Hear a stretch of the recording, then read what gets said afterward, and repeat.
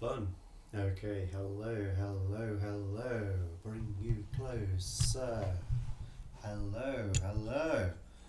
Hello. Hello. Hello. Hello. Hello.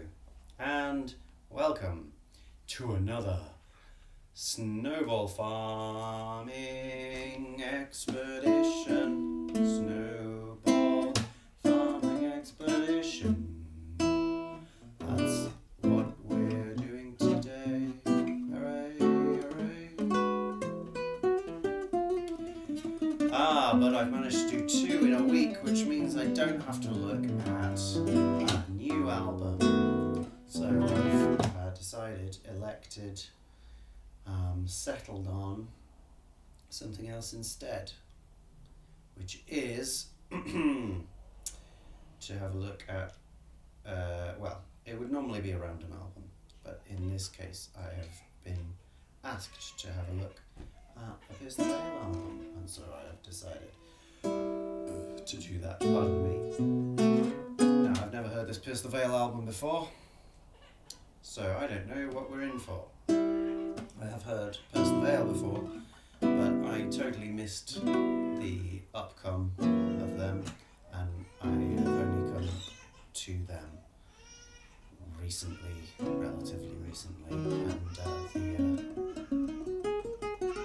the album introduction for me to them was their most recent one, The Jaws of Life. Let's have a brief look at what that looks like. Jaws of Life, which is, I think starts with 2, I think, quite good songs, and then I would say the rest don't have many teeth, considering they are meant to be the Jaws of Life. So this one may well be quite a different experience. It's from over 10 years ago, so it may well be very different, but we'll see. Here we go. Anyway, may these noises startle you in your sleep tonight.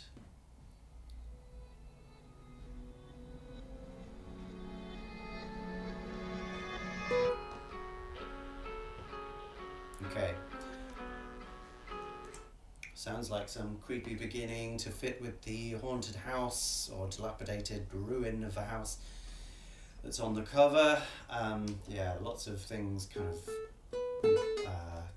distorted by the reverb coming through in a bit of a chaotic pattern, but these kind of notes, and then when everything comes in, we immediately get into key.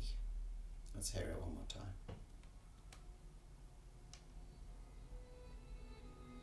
Yeah, it might be even some reversed guitar. Definitely some reversed sounds. And there we are.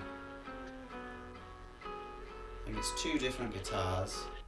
So we got one doing some lower chords, F sharp minor to B minor, and the others doing a pretty pedestrian melody, just in terms of how it's moving. Ambulatory might be ambulatory might be a more polite metaphor to use for its movement.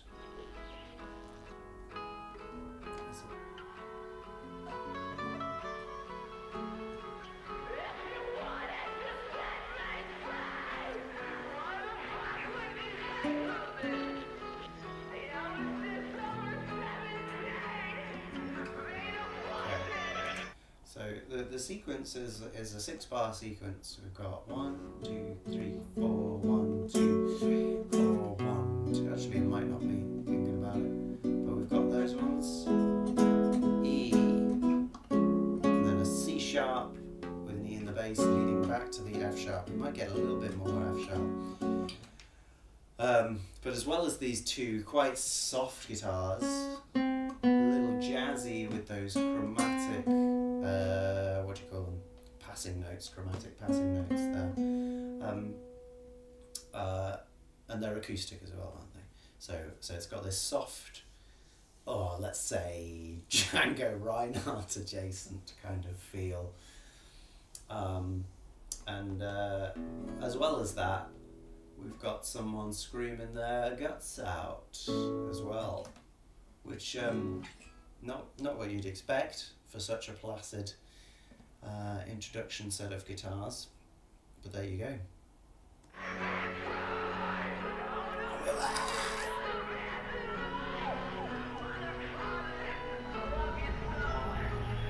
Okay, we've got some chorus in there as well.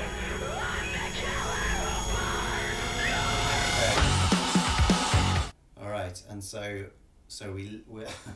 we're led out of that initial, let's say, discord, and here we're not relating to discordant notes, just relating to the fractious relationship between the heavy aggressive vocals and the very, very soft guitars. We're led out of that by swells of noise coming in both headphones kind of separately, and then they lead into a much clearer, less haunted sound of a full rock band.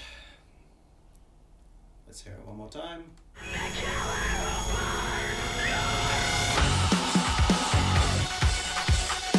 The only thing that continues across both things is that vocal, whatever it's doing, across that divide, and then everything else comes in is more of a rocky thing. That's maybe the thing.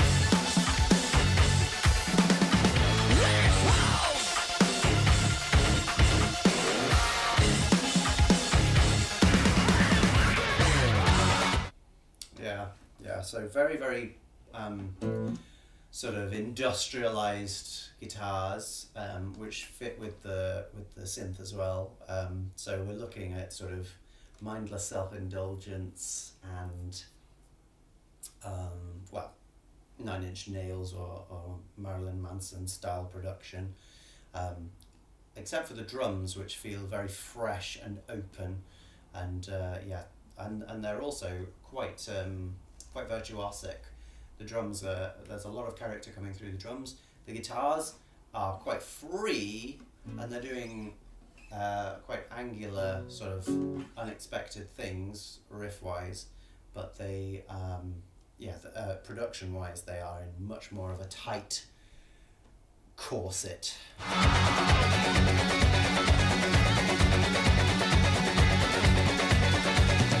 Okay, so there we've got kind of 2 guitars, or 3 guitars plus maybe a bass. One's doing some line over these kind of notes, and the other is where that one from the beginning was. So two different lines, and they're together, but they're not interlinked. They sort of feel like they're moving in different directions at different times, even if they're more or less moving at the same pace. So that's interesting. And then we've got another one just chugging out that F sharp at the bottom there. So so we've completely morphed, but we're still, I guess, in the same key that we were in for the beginning part as well.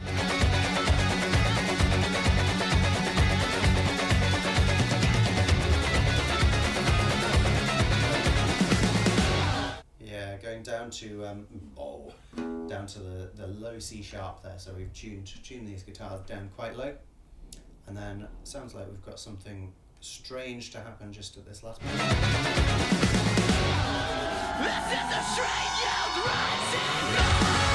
Of course, we need that to be a lead in to the actual first song, which is nice. It everything drops out, bam, bam, bam. Nice sort of 5/1, which you would get in classical music, and I guess these lines are sort of reminiscent of classical music in a kind of way. And then, yeah, it hits that F sharp again, and then we have this rising thing for a couple of bars, with some screaming over the top, and then we're into the first song, and presumably we're keeping the same key for this.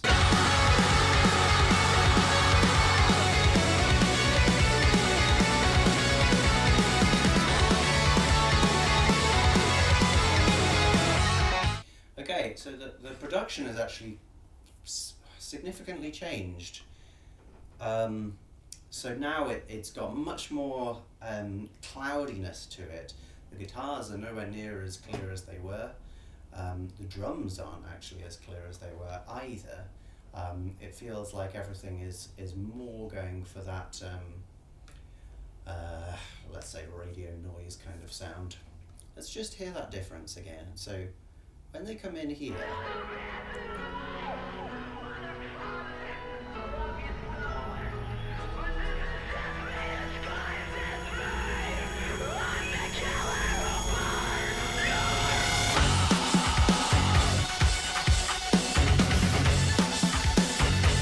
yeah, so now I listen again, there is a little bit more compression on the drums than I thought there was.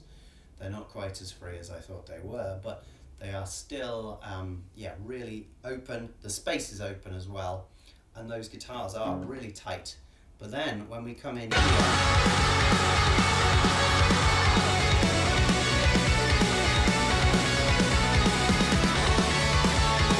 it does feel a lot more in a different kind of place, less industrial, and more of, I guess, that poppy no sound. There's a certain amount of My Chemical Romance coming through with these changes and the energy level and the relationship between the guitars and specifically the harmony, having that. That's actually one, isn't it? Which is the one?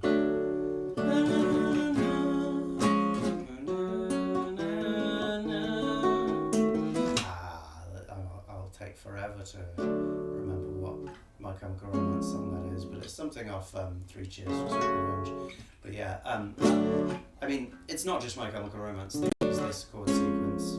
That's a little bit unfair, but it's a flat 6 to a 5, but specifically the flat 6 is in root position with, well, in this case a D at the bottom, and then it goes to that 5 in first inversion with the E sharp at the bottom. So we got this, or if you want them together, which is, it's classically influenced kind of harmony. It's using that harmonic minor scale, it's got a real sort of pulling at your heartstrings kind of feel. The energy is super intense, super high. Everything's going nice and fast. We've got some clear bass now as well, which is nice, and that bass, even though it's just doing the root note pretty much, it's very clear, and that's a nice thing to hear. The guitar up at the top doing something like that. Let's have a look a bit closer at that riff.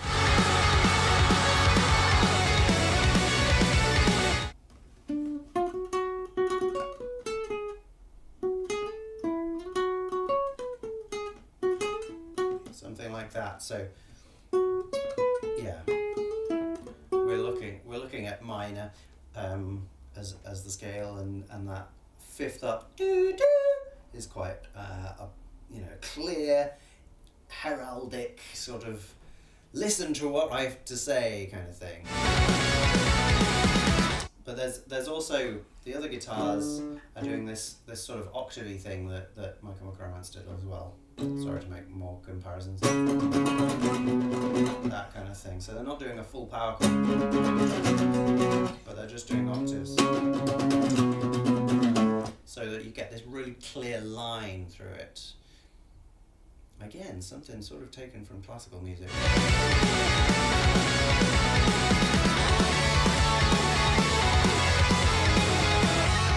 Yeah, so we get this nice interplay, therefore, between that octave line, which is on, yeah. So if the bass is on, and we've got that,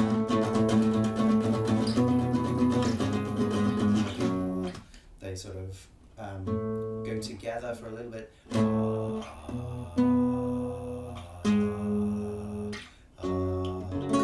they meet together on the F sharp minor. Again, 2 lines, just one using tremolo picks, maybe something like that, and then the other one a little more active. Let's hear it again.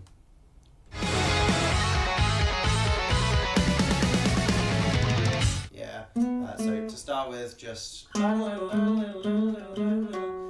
then they come together for these nice sixths.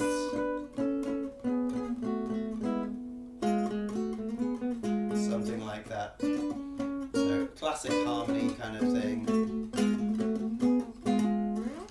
In a similar time period, yeah, I mean there are loads of people who do this, like Faith No More. Have it really, really strongly in their massive song Epic. Avenged Sevenfold do it. It's a real staple of a certain kind of metal adjacent music. And yeah, it's a powerful thing to do, to have 2 guitars playing together, and moving together. It's an effective technique. It is somewhat overdone. Okay.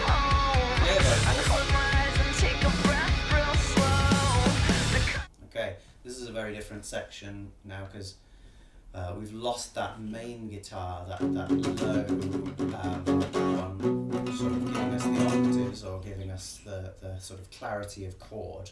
And now we've basically only got the bass to do that, and that's half absent. It's not there through most of what's going on here. What we do have is drums, and we have some very sort of washy sounding guitars doing something akin, it might actually be tuned down now thinking about it, because we've got those F sharps. Doing something arpeggiated, maybe with some tapping. Two different guitars doing a slightly different thing. I'm not gonna go into exactly what each of those guitars are doing, but they're both working sort of together. They're doing similar things, but because they are not doing exactly the same thing, we get this sort of interesting interplay between them. Oh, and it's actually in triplets, isn't it? So it's not 1 2 3 4 1 2 3 4 1 2 3 4 1 1 2 3 4 1 2 3 4. It's not that. It's more like 1 2 3 1 2 3 1 2 3 1 2 3. So a little bit slower, and also against the grain of the rhythm here. We've been going, and now we're going 1 2 3 1 2 3 2 2 2 2. So it has this little bit of a drunken feel to it. The consequences if I leave I'm alone. What's the difference when you're back for? And there's back that big guitar. The one held chord before, which is nice. Nice to hear the clear vocals as well. First time for those, and they're quite soft, really. Yeah, it's something. It's got like a C sharp and a D. So I'm guessing. I don't know what the tuning could be, but I guess I would imagine it's just one lower with a C sharp in the bass, but I might be wrong.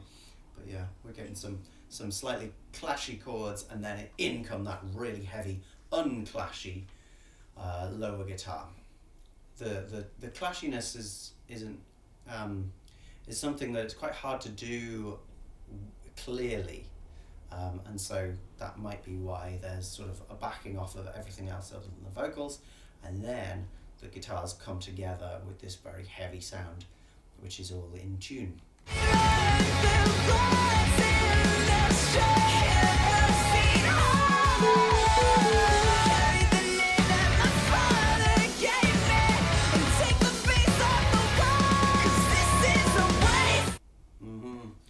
Got it again. This time we don't get the E in the bass. We get the E sharp. We just get that chord, D chord down. And none of these sound like just full power chording chords. It feels like we're getting the third in different places. Sometimes it's actually played in the guitar. Sometimes it's coming through in the vocals. Very high. What do you call it? Nasal kind of vocals. We're going up to that C sharp already. I mean, we've been screaming, so there's very little intensity left to go with the vocal, but at least I believe so. We will see. I think I've heard King for a Day actually before, and maybe that has another vocalist on. Regardless, we're high octane already. The verse was much lower, still not too low in the vocal, but much lower, and then this chorus, has really brought us all the way up into the rafters.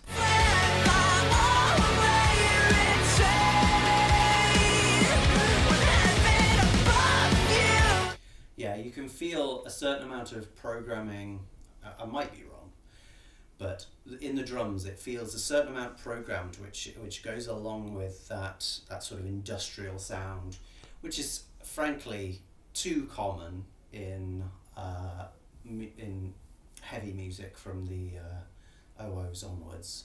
When people really decided to use programming, it ended up making things much more generic sounding, and I mean, we've got what I would say is some deliberate sort of electronic glitch kind of sounding stuff there.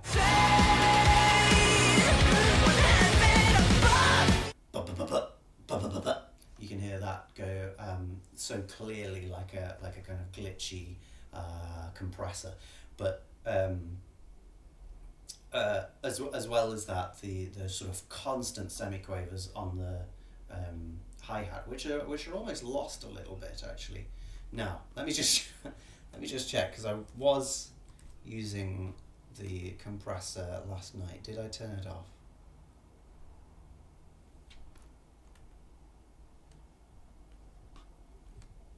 I did. Okay, so we're getting a more or less legitimate version of what this sounds like.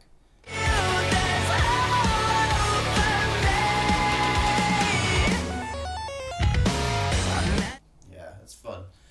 The guitars, they're so that they have this kind of new electronic thing which has become really taken to a new level by people like Tim Henson from Polyphia, making the guitar sound so sort of alien that even Joe Satriani sounds quite pedestrian in comparison. But yeah, it just sort of jumps out from random angles sometimes and really blasts you away. Texturally, we are kind of going all over the map here, which is fun. We've sort of got moments where there's just drums and vocals pretty much, and those very, very far away guitars. Somewhere we've got very, very present guitars, and really the guitars are the thing that's doing most of the heavy lifting in terms of textural input, but also the synthesizers coming in and coming out and sounding quite different from thing to thing does make a difference. We had a really old-fashioned kind of one sounding there, very square wave kind of sounding thing that just came in there. Girl who never looks so long, like sugar water in your mouth, lukewarm. So here we've got mainly bass and bass and drums, and vocals. And again, it sounds softer because those guitars aren't quite as front and center, so we don't need to bellow over the top of things. But the bass is still going really hard, distorted kind of thing. What's it doing? Like something like that. And that sounds great. It's really nice to have the sort of the realm clear, the space clear, so that the bass can really punch through there. It's a very nice textural effect, and the drums are working quite closely with it. I think we're getting some kick drum hits when the bass goes down, so that adds to that extra punch of those lower notes. It's cool idea. And then we've just got the nice vocal floating over the top. Again, we're lower in pitch for the verse, probably going to reach higher again in the chorus. She tried a cherry stem for me with her tongue. We fell in We're not love going and too now low we're there, both though. alone. All you don't need. So yeah, we got that me with the tongue, and then that's sort of gearing us up towards the next phrase, whoa, whoa, whoa, whoa, where we go up to those higher intervals even than that, and that's leading us back into this more loud and fiery chorus section. I think we also get everything sort of drop out there, do we? Let's hear that again. Now we're both alone. All you don't need. Yeah, I'm actually, I would be surprised if this wasn't an influence on Polyphia, because some of these guitar textures I haven't really heard elsewhere. I can't imitate them on an acoustic guitar, obviously, but that's got this strange sort of very, very high, scratchy kind of texture that I sort of associate with bad amps and bad guitars coming together and making something that has no low end. But it's a deliberate thing that's used in Polyphia tracks. By the way, I'm not a massive fan of Polyphia, but I think that goes by the wayside when I'm analysing. It's not really important. And here similarly we've got that one texture which just came in there, which is really, really tinny sounding guitar, just for that moment, and it's probably going to disappear immediately on the next thing, and we're going to go back to our absolute heaviness, sort of heavy breathy is what I would call the main guitar sound. Maybe not actually. Another kiss like a fire, baby. We'll burn it down to the So interesting. There's a little bit of it, but it and because it's just one, it's coming in and out. It doesn't quite feel as present as when we've got everything working together, like in that chorus that we had before. So that section there, we were really playing with the feeling of those textures, bringing that lower thing in and out, while keeping the softer things going. So it's almost like it sort of it's interrupting this kind of conversation. We've got all these nice people talking softly to each other. Even the one who is somewhat screaming at the others, he's doing it with an understanding that everyone's being nice and civilized. And then there's this hey that comes with it. Yeah, it's a fun textural play kind of thing. And then what comes next? It sounds like we're keeping some softness back again.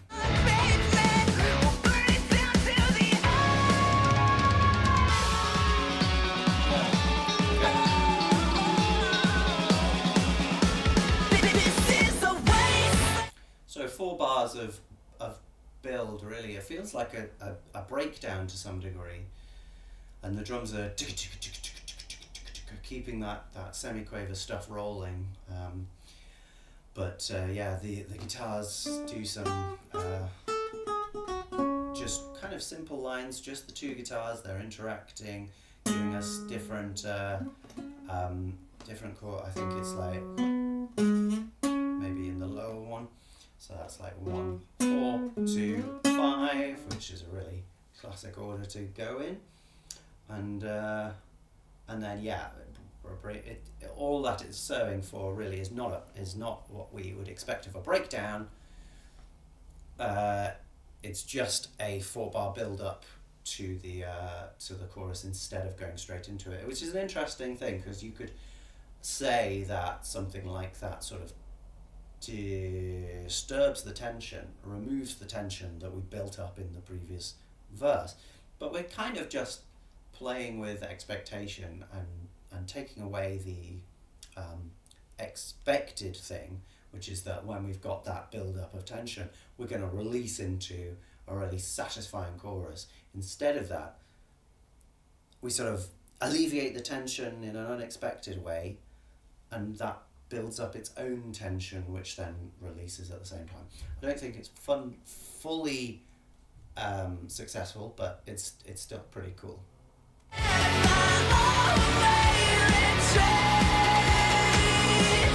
We've got a little bit of harmony vocals over the top.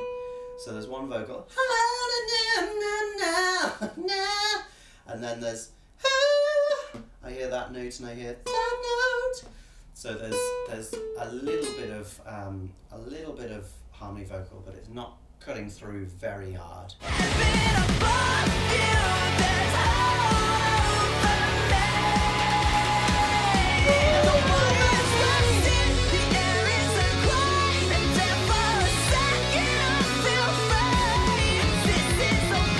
Yeah, so again, we're going to a sort of, not a triplety figure this time.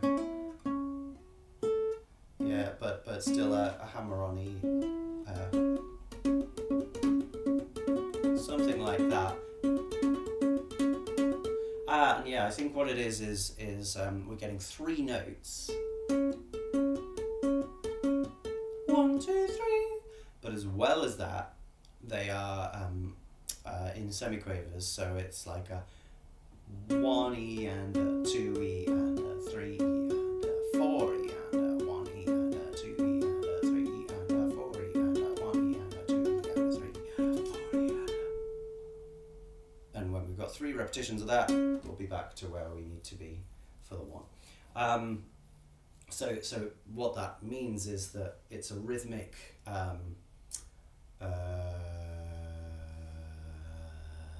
what is the word? Rhythmic, I want to say dysfunction, but what I mean is the rhythm is misplaced. No, there's another word which is what I'm referring to, which is to do with how it interplays in a complex way. Because we've got 3s, but we're in 4s, i.e. semiquavers. That 3 repeats differently in each beat, and that makes this weird sort of phasing effect, for lack of a better word. As well as that, we've got one heavier guitar doing another line, but totally not locked in with the other one.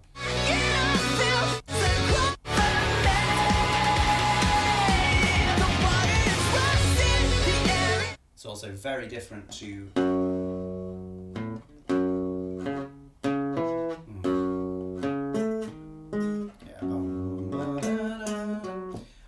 it's very, very different to the higher guitar, which is doing things in semiquavers. That kind of thing.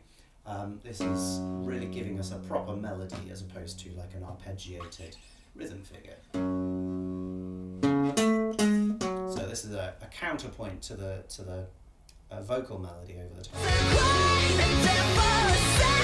And they're working together, they're moving together. We have a long note.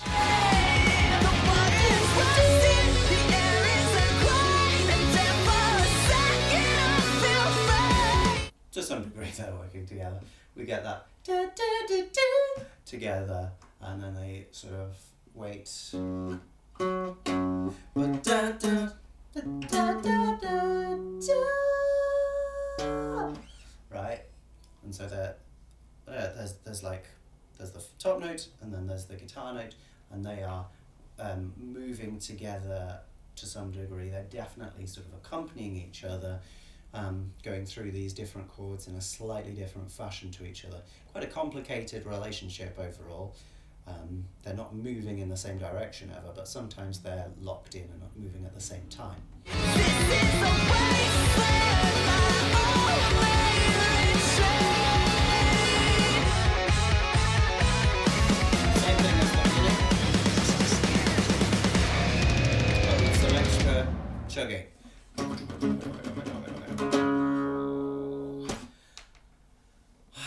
it feels like we should have some breakdown time, doesn't it?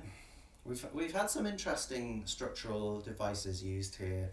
Just extra bits, repetition of small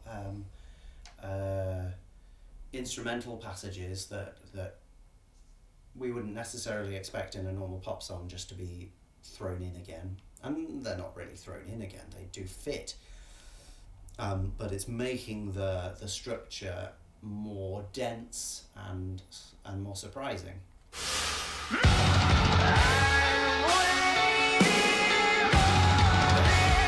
So this is a little bit like a breakdown, but what this is really is a bridge. And we're getting... is that...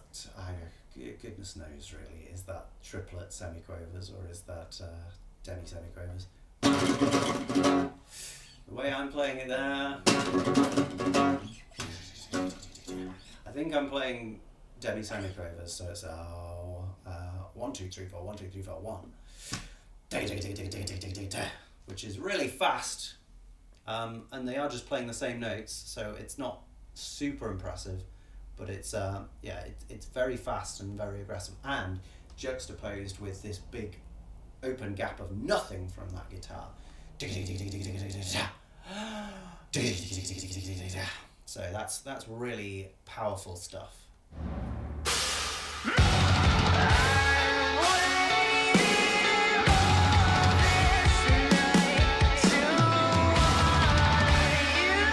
Are we in a different tempo, do you think, to the previous section? Sounds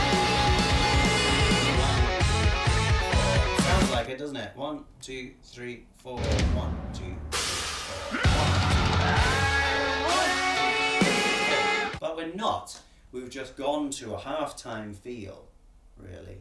We've got the 1, 2, 3, 4 is how it feels now, rather than 1, 2, 3, 4, which it was the prevailing beat in the previous section. And helping that is the vocal, which is really just moving on those long beats. The only other thing that's going is that higher guitar. We've always got two guitar parts doing two different things in this song, almost always. It's quite overwhelming to some degree, because it's never just the vocal. Well, maybe it was. No, even in the first verse it wasn't. We had those arpeggiated guitars. So we've always got two sort of moving parts to listen to, and that's even just considering the melodic parts. The drums are also always doing different things. Okay. So the higher guitar is doing something like what it did in the previous track, May These Noises Startle You in Your Sleep Tonight, in that intro thing, where we had that chromatic line downwards. That's just been repeated here. Interesting. So we're getting a real connection between those. I guess the first one is just the intro of this one, and you want to make this song not 6 minutes. Hang on, would it be 6 minutes? No, it would be 5 minutes long if you added all of that together. You make it 3.5, then it's more palatable, and it also doesn't have this weird thing on the beginning, much easier to stream. That's no doubt not what they were thinking, but it definitely is a useful thing in the streaming age. Still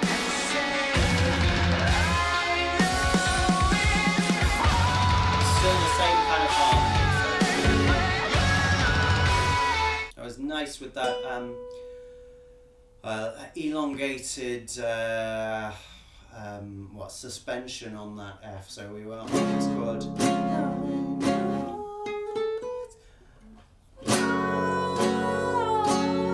So that note isn't in the chord. We're waiting for it to fall to that note. And it does that after a certain amount of time. That's the most effective bit of melody I've heard in this, I think, so far.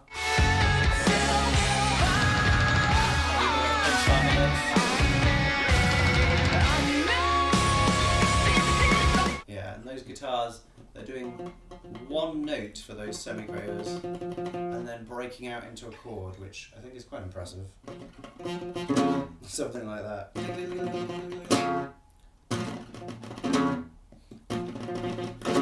Yeah, I won't That's my gut trying to do it, but that's the idea. Okay. Okay, so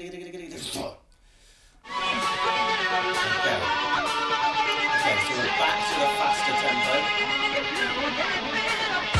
Yeah, and we're getting those chords again with some tremolo guitar.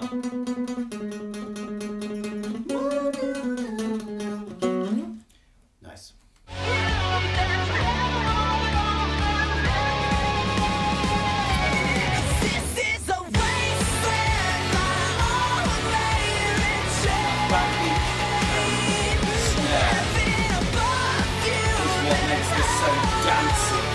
It feels, you know, that no, well, you know what I mean.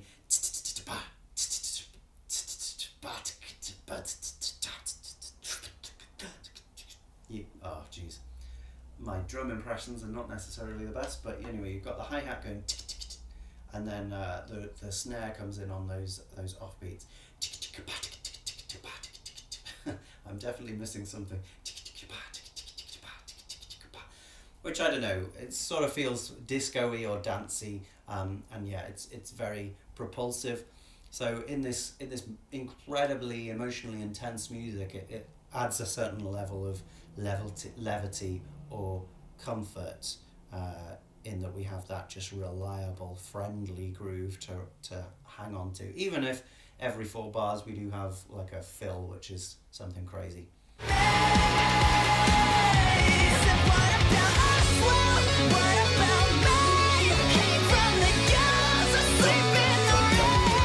So there, it's not just the guitar and the vocals which are going da, da, da, da. It's also the drums, dum, dum, dum. So everything's working together.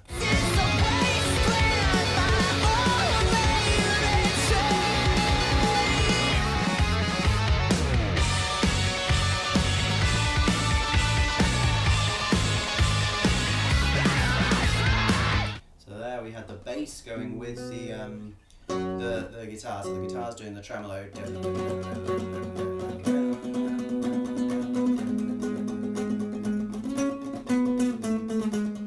And the bass just giving us those first beats. A little bit more at the end of the bar as well, but yeah, doing the same thing down an octave, working together very nicely. The other guitar again doing its own sort of thing, but we've had this section before, so it feels a little bit more comfortable now.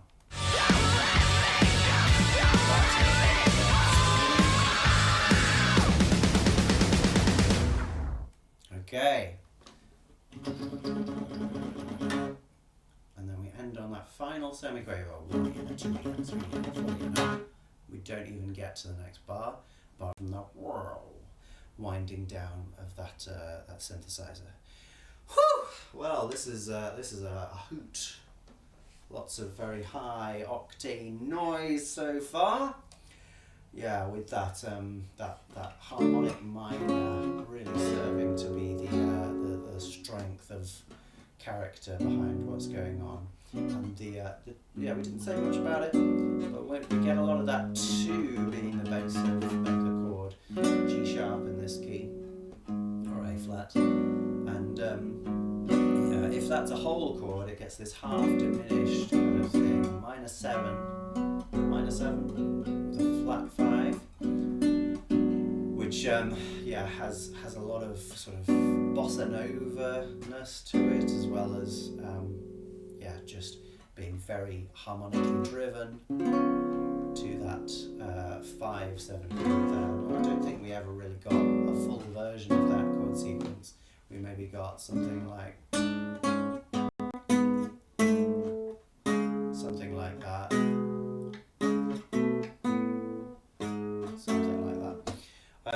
Because we've mainly got like 2 moving lines, the higher guitar, the lower guitar. Sometimes the bass does the work with the lower guitar as well, and so they're just moving in this contrapuntal fashion, sometimes together, sometimes in opposite directions, and giving 2 separate melodies to go with the melody over the top. And frankly, I think they are more interesting broadly than the than the vocal melody, but that's just a judge from basically the first track. So let's see what these next two incredibly heavily listened to tracks are like.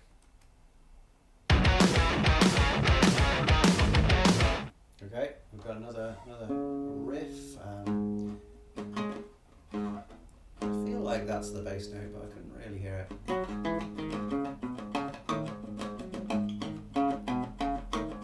So alternating between low notes, bum, bum, bum, bum, bum, bum, bum, bum. So it doesn't feel like that, bum, bum, bum, bum, bum, bum, because the low note feels like it's by itself, and the high note, bum, bum, bum, bum, bum, bum, bum, is doing its own line. This is classic sort of, you get this in Bach, as amongst others. It's a really old style technique of writing interesting instrumental parts. Oh no, it's a bow. It's a low C sharp again. Yeah, fair enough. So let's just assume.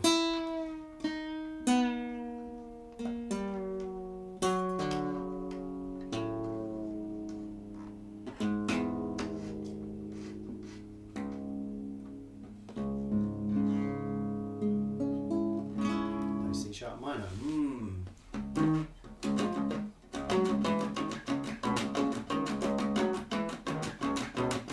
Something like that. A little bit Tool in that kind of opener way, isn't it?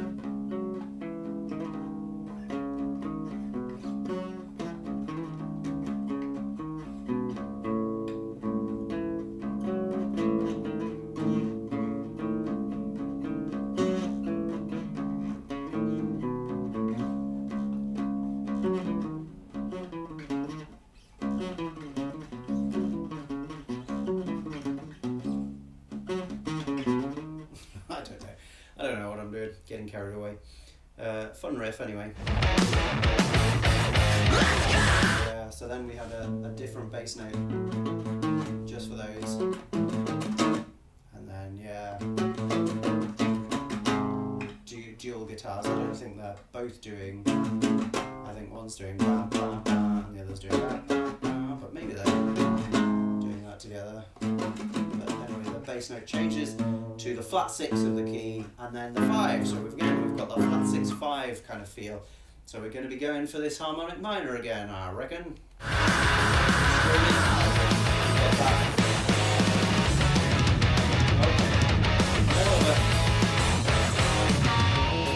Okay, sorry, I was trying to follow the drums there, and we got about 3 different feels across that 4 bars, which was fun. Let's hear it one more time, just for my sanity.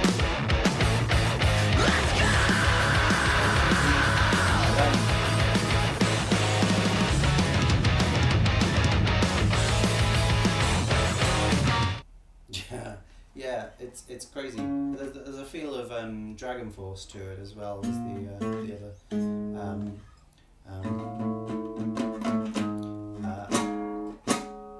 Some crazy harmonics as well.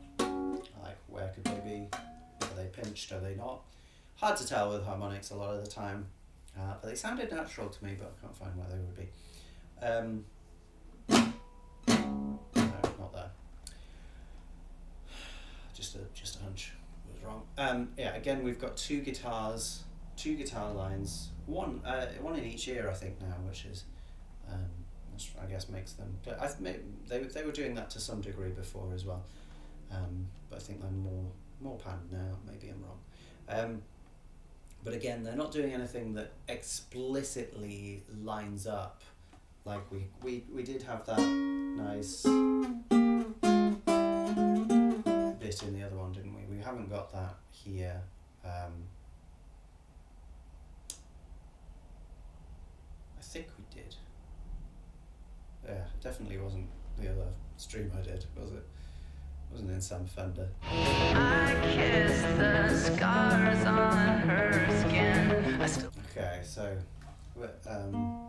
softer guitar, but still with a lot of biting. What do you call it? Distortion behind it. Very fast going between these 2 notes and lining the chords. And we've got another one which is sort of lower vocals again. Yeah, the other one is giving us a new texture, which is nice, that sort of increasing volume out of nowhere, or just giving us a sort of breath sound.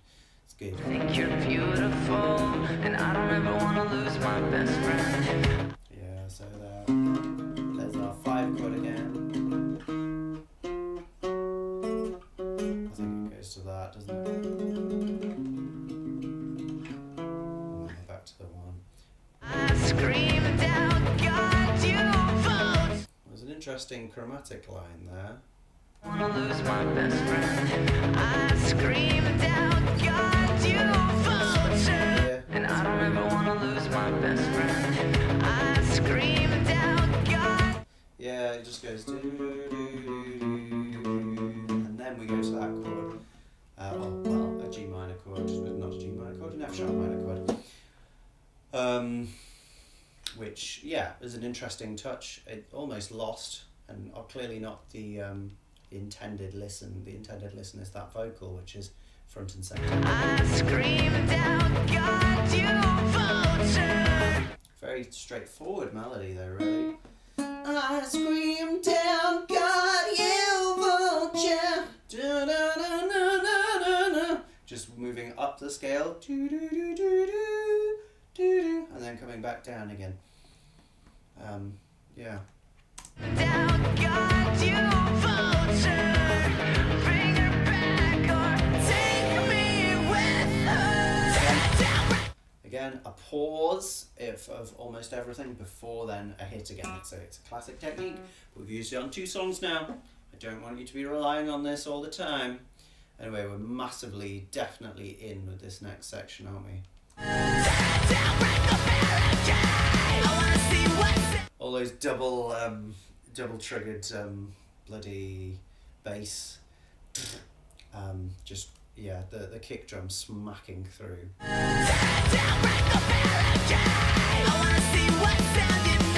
And the offbeat snare as well. So we're going towards the much heavier side of metal with that kind of drum playing. You know, that's the kind of break. No, what do they call them? They don't call them break beats. They call them blast beats. It's the kind of blast beats that, or close to, not quite as ridiculous as the blast beats that you get on black metal and sometimes in things like death metal as well. Not quite as crazy as that, but it's getting there. It's getting there. I hate this flavor with a passion, and I fucking have to die. I think it's funny having a bit of melody, and then you just devolve into screaming as if you're going up that melody as tight to the throat too much. I think that's pretty funny. I don't know that that's where it came from. I hate this flavor with a passion, and I It's even a complicated melody. No.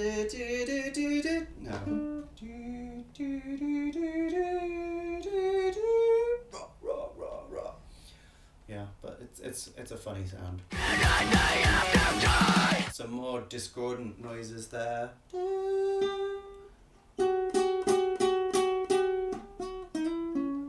Followed by a thing that brings us out of it. Yeah, it's so on this music that there's a lot to talk about in each individual section, in each individual bar even. I hate this flavor with a passion, and I fucking have to die. Yeah, because so that one guitar does that flashy thing, and then the others doing something like the riff from the beginning, but it's different. So yeah, so for all you guitar guys, definitely get on this. There's a lot to learn, a lot to piece together. That's nice, isn't it? That just having that on the offbeat as opposed to on beat, something like that. Yeah, it's a fun idea and rhythmically interesting. Whoa! Yeah, so in that particular moment we got the triplets again, and oh, they sounded so drunk with the semiquavers.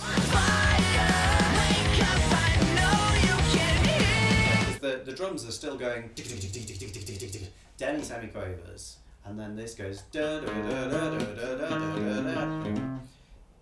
I can't probably.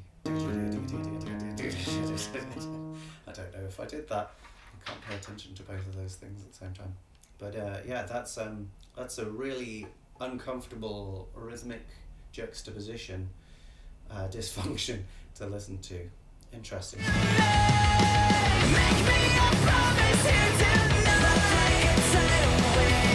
Dreamless in early graves. Never wanted to be this way. I quite like the beginning of the melody there.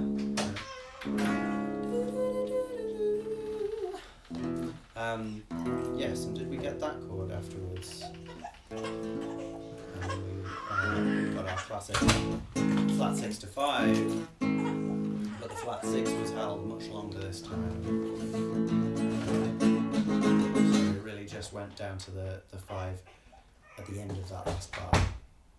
Chemicals will bring you home again. When it's done, we say that. When it's sudden death, we fight back. Again, a pause. But that one was sort of layered, wasn't it? We had the harmony vocals and the drums, and that was all we had after the guitars and the bass had dropped out. And then the bass, then the drums dropped out as well. So we got just harmony vocals, and now everything comes back. We've got, again, something that sort of sounds like the beginning riff, but it's not quite the same in the left ear. Yeah, it's going. I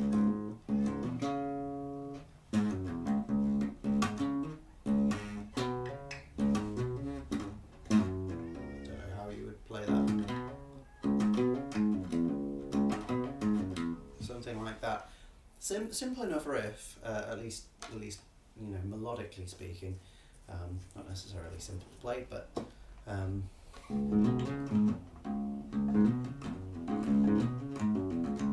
That'll do. Anyway, everything else is somewhat taking a little bit of a break at this point. Yeah, we've got a lot more of the harmony vocals in this one, haven't we? And they're locked together in thirds. Really locked together. But then they're not constant, which is an interesting thing. They've chosen to have harmony vocals for specific lines.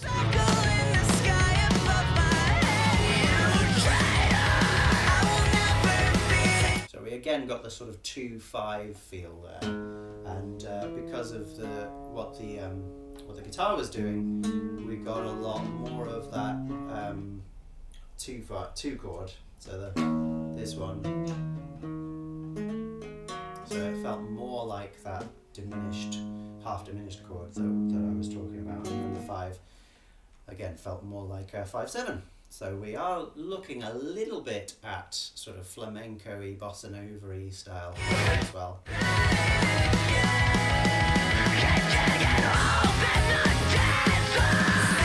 Yeah, so we had a brief sort of comfortable hangout on that E major chord before it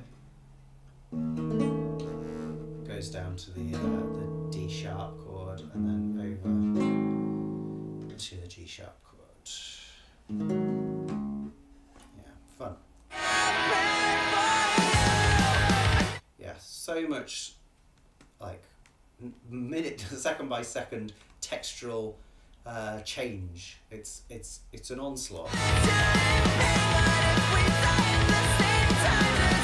So here we've got some vocals holding on while the main vocal keeps moving. They join together there. We've got one doing that and the other.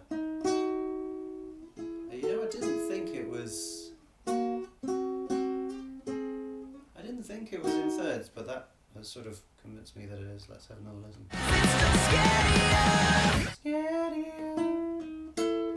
No, yeah, it's more like fourths. So they're not always locked together in thirds. There are some more complexities going on. So there is actually the first riff again. That's the one from the beginning. And as well as that, we've got the vocal. Again, we've got another pause, which again is just making the texture that bit more complicated, that bit more vital.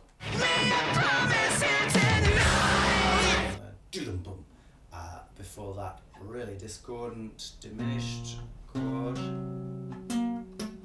Yeah, so it's on one of these. Don't know if it's got all of those notes in, but it's certainly got that B double sharp, nice. And hang on, is it a B double? This is just a B sharp, just a B sharp. And it's definitely got that in it as well, which is going to be an F sharp. So yeah, that we go from the nice sort of comfortability of this with that seventh on the top, which is a little bit unexpected,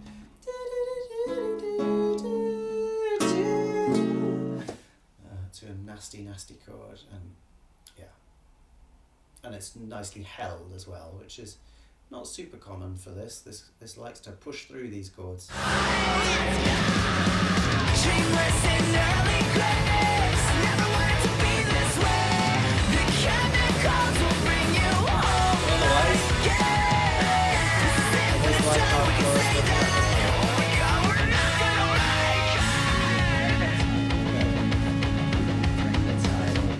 Nice. So another new riff.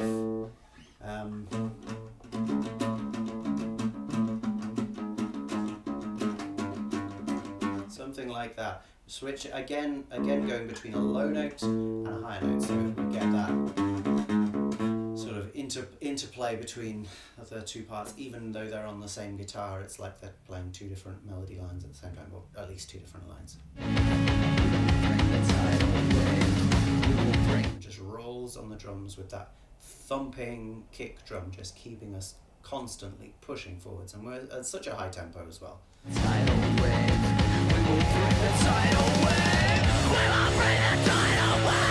Nice to have two vocalists going what at the same time, so you get this weird, I don't know, they're obviously not locked together in a third when they're doing that, so they come closer together as they go up, and it sort of feels this wrenching, because when they're together in a nice harmony, your brain sort of goes, looks like they're almost the same thing. But when they're constantly moving in relationship to each other, it's like, oh my goodness, what does my brain make of that?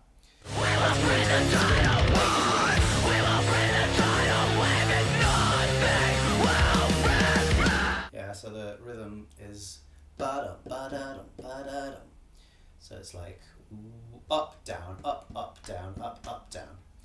So it's like a 2, a 3, and a 3. 1, 2, 1, 2, 1, 2, 3, 1, 2, 3. Hey, Gabrieli Venjutson. I don't know many Tamil songs, but I would be not averse to listening to Tamil songs.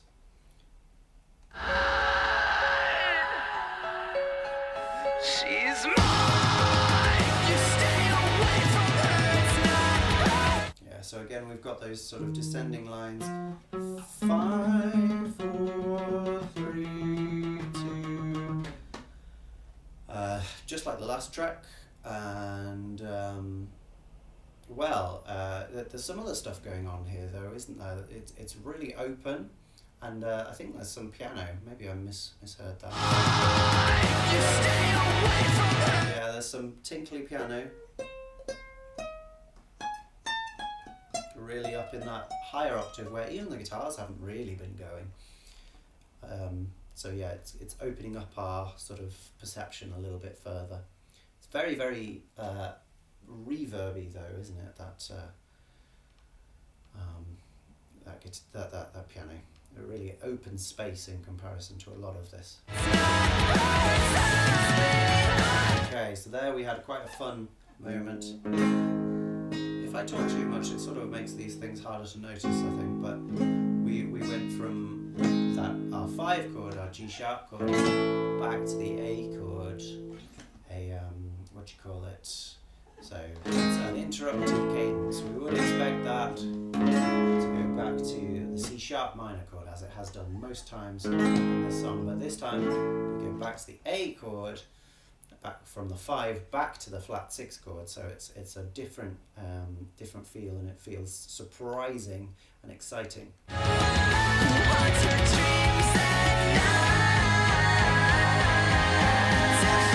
That's some thirds there, isn't it?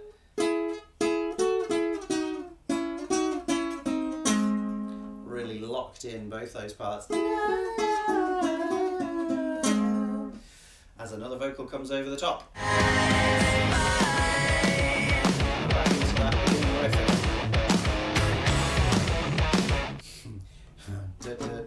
What's that? 1, 2, 3.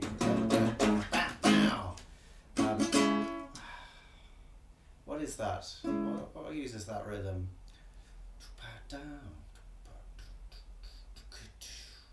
I don't know, but it's quite a good one, and it's got that offbeat feel.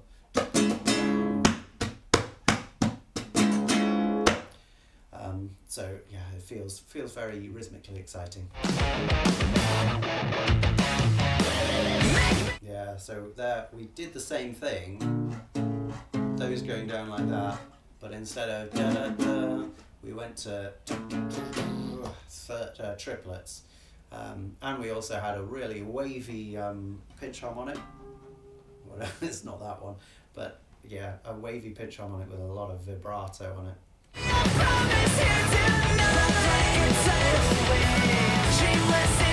It's quite nice to hear the vocals sort of overlap, isn't it?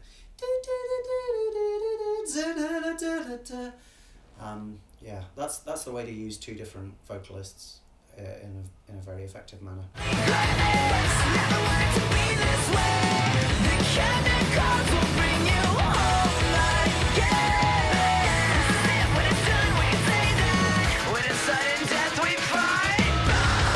Okay, again, crazy shift of texture there. Just for that one bar, we add in some weird electronic effects.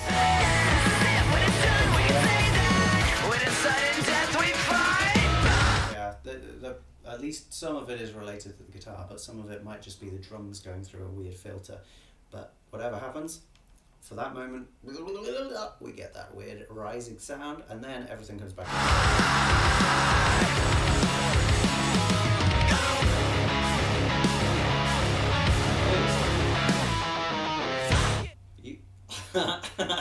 You can't just have something that interesting right at the end of the song. Why don't you make the whole song about it?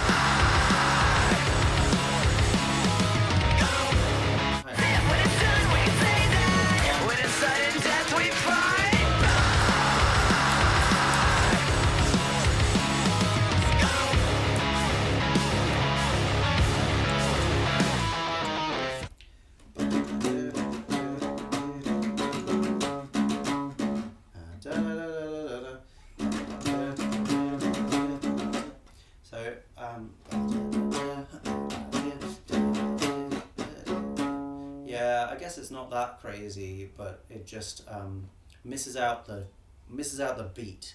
So if the beat is going 1, 2, 3, 4, 1, 2.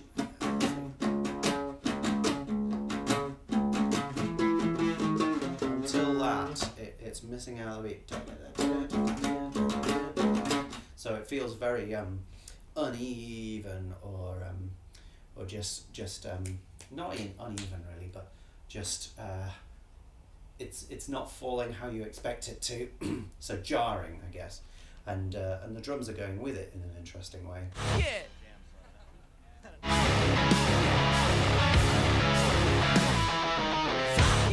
Sorry, the drums are not going with it. They are doing 1, 2, 3, 4 to make it all the more apparent that the 2 things aren't going together. Ha ha ha ha, I just said some rude words. Alright, King for a Day. Going back to the soft, but not getting away from harmonic minor. Okay, so now we're in B minor. I could probably change back to a normal tuning here, because I doubt I'm going to be using the low C sharp, but whatever, I'll keep it how it is.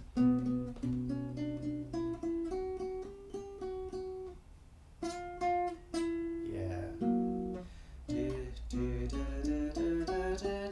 Chromatic passing note, fun. Moving up the scale is fun, but not fun enough because I need that note too. Very exciting. And the other guitar is doing something like just some thirds, and then they go to the 5 chord, which in B minor is F sharp major. Fun.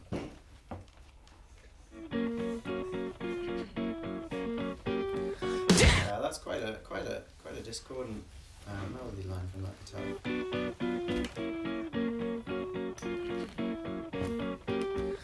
Yeah, it's not too crazy because we've just gone, but then it goes again, and against this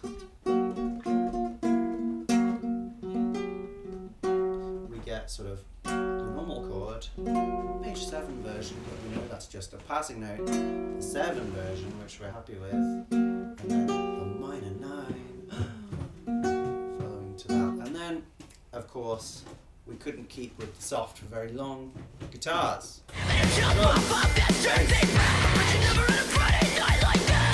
Yeah, so this does have 2 different vocalists on it, this one, doesn't it?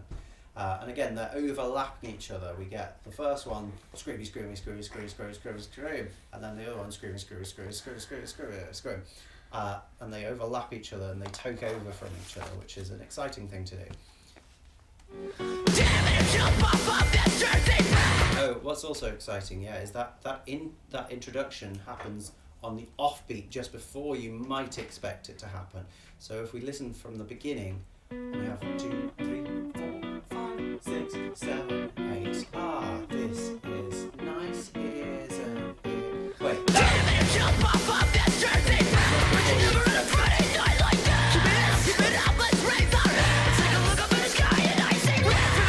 Again, we've got that sort of rising melody line, which is then cut off by screams, which I do find funny. I don't know. It's almost like someone drowning, or which obviously is hilarious. But if someone's throat is, they're like, no, don't do it. Ah, you did it. You know, someone being on the precipice of something bad happening and then it happening, and so you're just what's the word? Resigned to screaming into the void. Interestingly though, in this section we do still have those that thirds guitar that's still there doing those, even though we've got the really heavy ones as well, which is something different to what we've had in the previous songs, where the soft guitars have really been consigned to their own sections.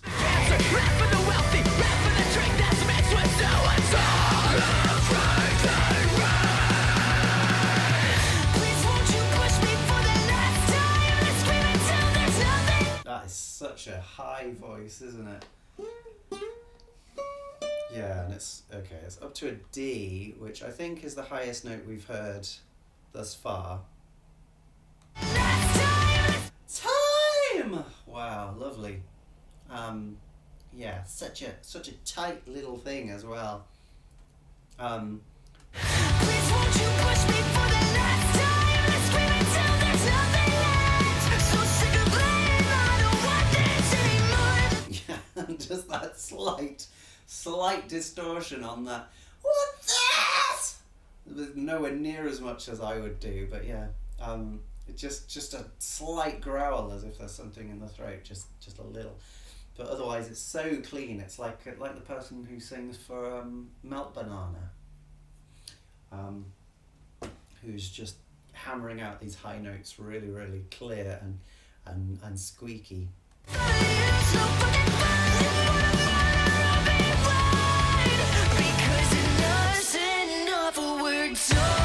Well, sorry, I haven't been paying attention to the harmony so much, but I think we've got some slightly different harmonies.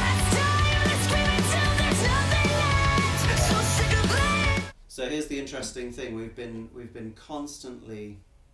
Okay, it's Kellen Quinn of Sleeping with Sirens. Thank you very much, Francine. Very good. I don't know Sleeping with Sirens too well either, but I understand they're more or less contemporaneous. Anyway, we've got this this flat six chord like we had in all the songs previously, but then we actually, instead of going to the major 5 like we already have in this song, but and we did from this chord in the previous ones, it really reinforces that sort of harmonic minor feel. This time we go to the minor 5 chord. Oh, thank you for telling me. Silly me. Dearie me. Can you hear it a bit better now? What a silly man. That's why it was so quiet. Is that better? Yeah. Oh man, how did I even do that? I'm sorry, I had my mic around the wrong way. Very embarrassing. But there we go. Anyway, yeah, we get the minor. When we get the minor the minor 5 chord there, which has this sort of real softness to it in comparison.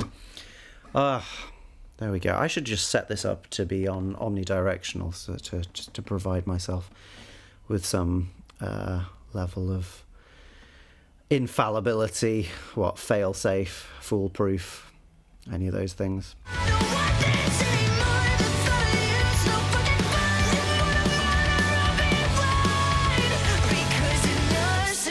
The guitars are a bit higher as well. We've not just got the heavy guitars doing that, but we've got some softer, still chordal and still distorted, but not quite nearly as heavy, sort of floating those higher chords.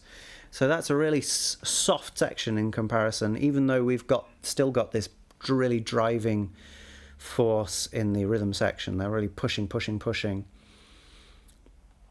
Even though we've got that, this section is really soft and nice in comparison. Yeah.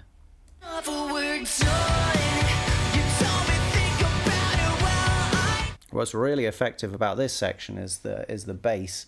Bass is the clearest thing. Bop, bop, bop, bop, bop, bop, bop, bop. And it's not joining those notes together either. It's a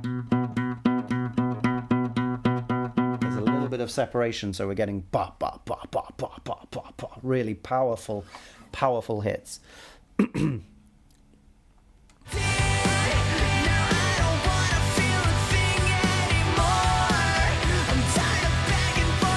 Oh, is it coming? Yeah. Okay. So we got our 1 chord, we got our flat 6 chord, we got our 4 chord. Well, that's not too surprising. And there's our dominant 5th chord, major 5th chord, leading us back to the tonic, like we were never left. So this time we don't go straight from the flat 6 to the 5.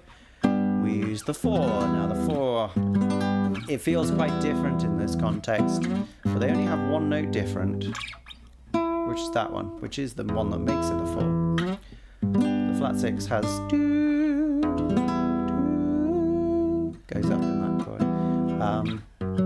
So they both have that same kind of pull. Na, na, na, na, na, na, na, between the between the chord before and the 5 chord. The 6 and the 4 both have that same kind of, some people might want to call it subdominant pull towards the dominant chord, that 5 chord, and then on to the tonic chord. So even though we haven't had that particular approach before, we are still pretty much in the same kind of harmonic space we've been in for the previous 2 tracks as well. But that minor 5 chord that we got earlier, that was a really nice respite change. That was good.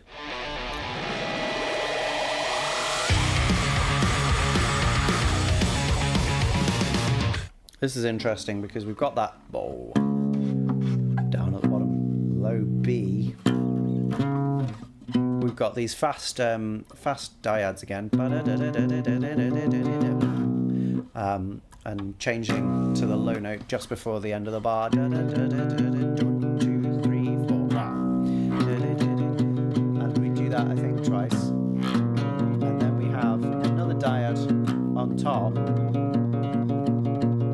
It's as if we're going from the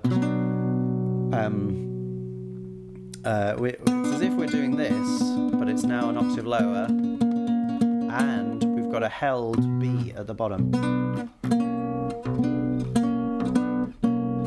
So we get that 5 chord, but we've got a tonic pedal, which is fun, adds tension and excitement, and also gives us a sense of home.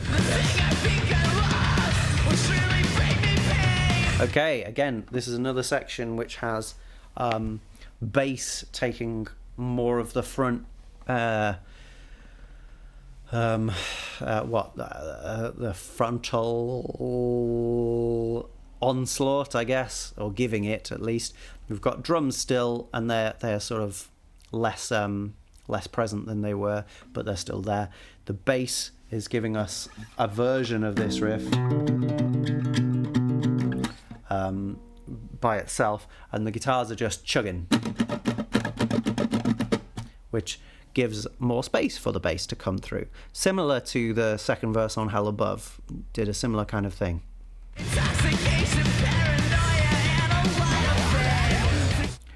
Bass,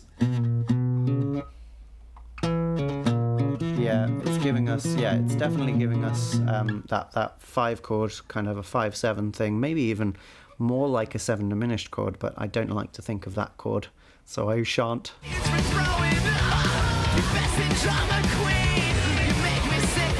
Whoa. Yeah, so that we've still got those dyads going. They were all stuck together on the B minor one,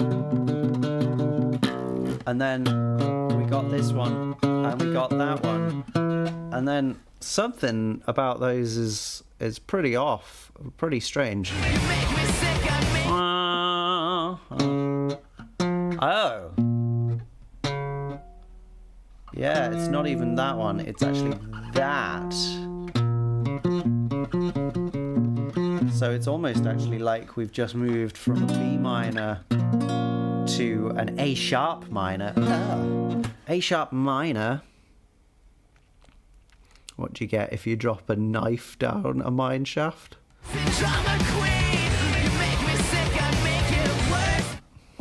Yeah. So that's a really devilish harmony, really. Much stranger than the sort of classical harmony that we've come to expect. Oh yeah, strangeness. Okay, now we're back to where we might be. Yeah, again, another sort of textural break, just like a brief pause. I'm not going to be able to play anything anymore. But yeah, we had that, and now we sort of got to the flat 6 chord, which in this key is a G chord, and then everything's just chilling out. We've got some noises getting louder, and then Kaylin, I'm so surprised, coming through at the top bit, just out of nowhere. Woo! even though we were sort of expecting it because it was the chorus. There's a break in anticipation because we have that empty bar, or the bar that isn't as full of chorus as we'd expect it to. But then the chorus comes as we would expect. So it's just like a brief moment of huh to keep you interested, and then you go, ah, yeah, okay.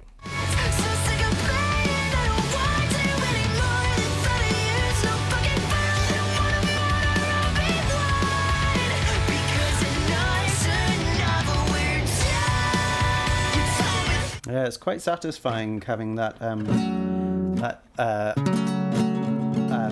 minor going to the 1, because it doesn't have that really expected sort of perfect cadence feel. Na, na, it's na, ah. So it feels more of a world away than if we have a normal perfect cadence, and that brings more strength, I think, to the hit than when we get to this.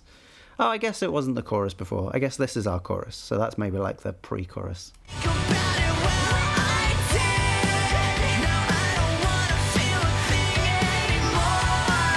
It's nice how the vocals are working together here. We've got one keeping the main vocal da da da da da da da, just keeping its way going, and then the other is adding almost like 80s hip hop emphasis on da da da da da, just at the end of the bars, adding that extra bit of them working together on those lyrics there.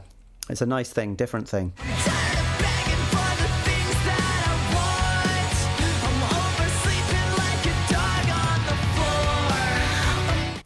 Do dogs on the floor oversleep?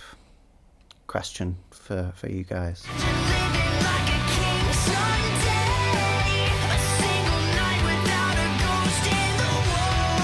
So this feels like the previous section, but we've got different lyrics and we've got a different melody to some degree with that day. That's a nice ad-lib. And then as well, we've got a different texture. We've got the synthesizer coming through and playing its own sort of magical twinkly melody over the top.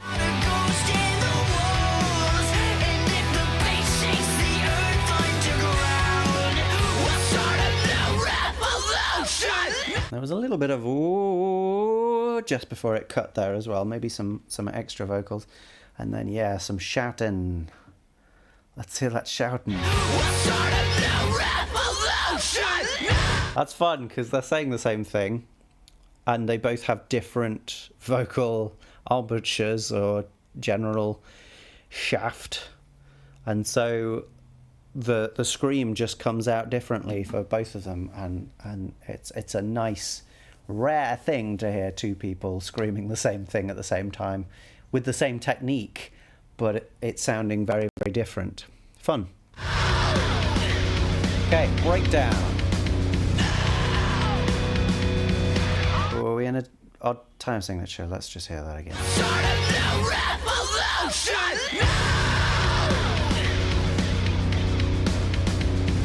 No, we're not. Nice that drum thing though. Just giving a little bit of different. So we've not had that rhythmic feature through this song so far, and in fact the rhythmic features of this song have been really limited to mainly the vocals really.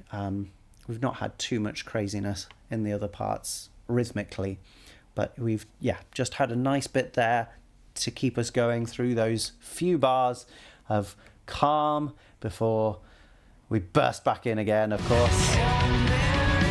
Oh, but it's still a little soft, lower vocals.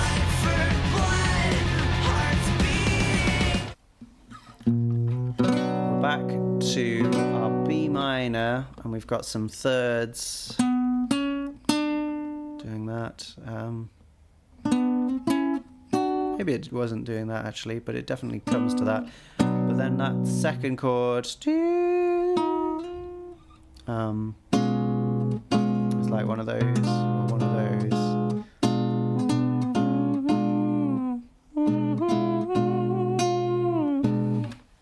Is it that? Let's just hear it again. Give me blood for blood. So we got that in the guitars.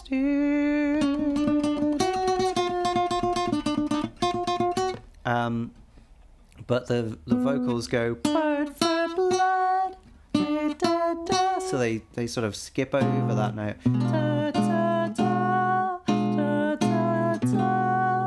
So really we've got two sort of feelings here. One is of this diminished B chord, and then the other is of this normal B chord, this B minor chord. Some things are locked in with the B minor, some things are locked in with the B diminished.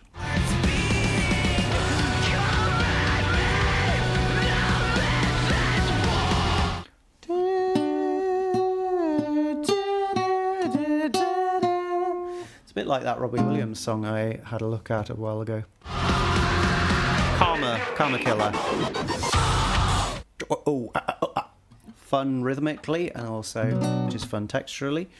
Again, just for one bar, like I feel they could commit to longer sections of strange texture, really. Haven't had too many of those since Hell Above. Hell Above had some unusual things going on in that way.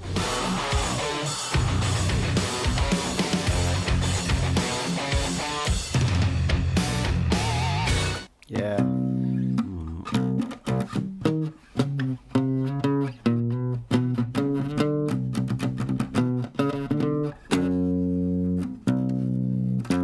So we have one riff based around the B,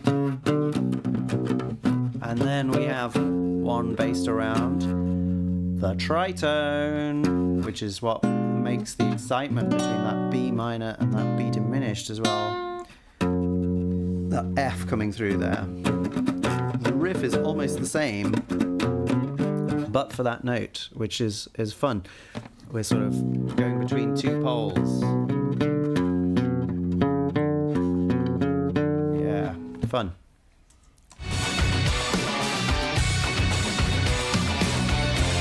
And again, we've got that riff over the top. This time, I think tremolo picked again.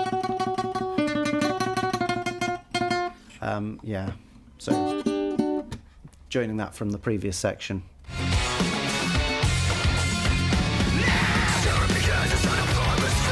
Okay. Again.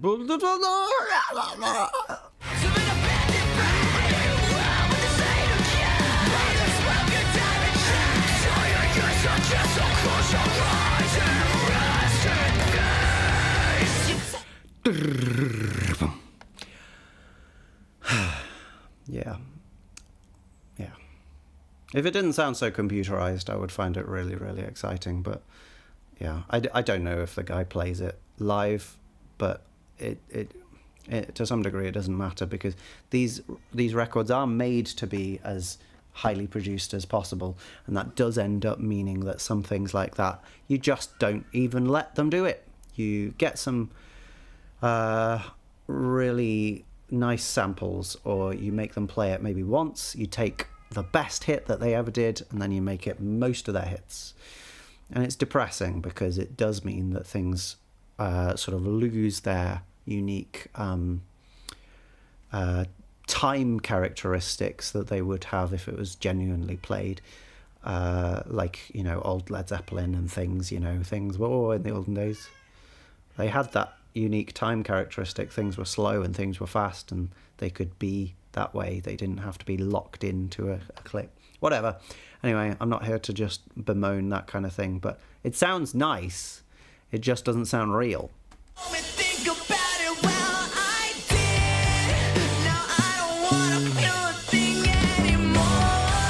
Okay. That's nice, isn't it?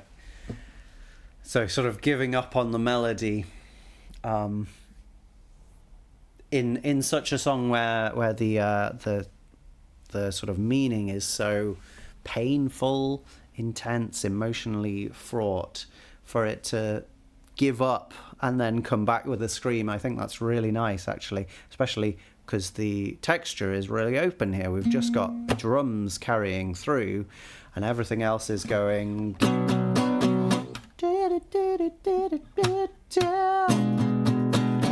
Yeah, I think that's pretty good. Oversleeping like a dog on the floor. Imagine living like a king someday. A single night Yeah, it's okay. ghosts in the wars. We are the shadows screaming, take us now. Nice bit of melody as well. Love that.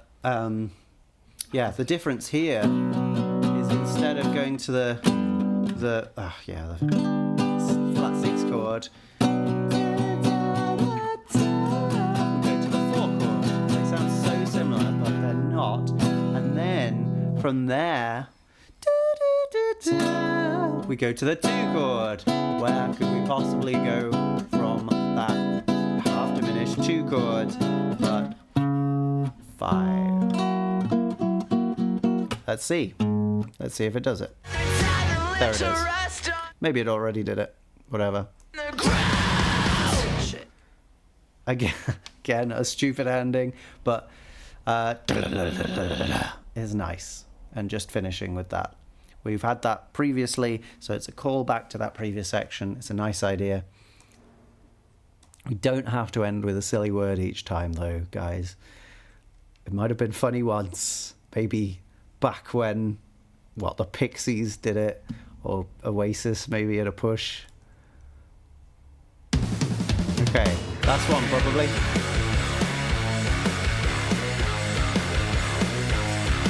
Ooh, so the drums and the guitar are locked together here pretty closely, which is interesting. Because we're getting an unusual rhythm from that. That's a fun beginning as well. 1 2 3 1 2 3 1 something like that. 3s and then not 3s. It's a fun fill to begin with.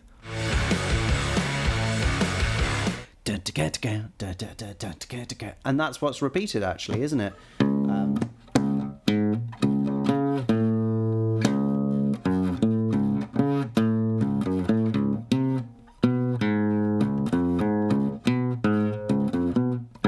That's so.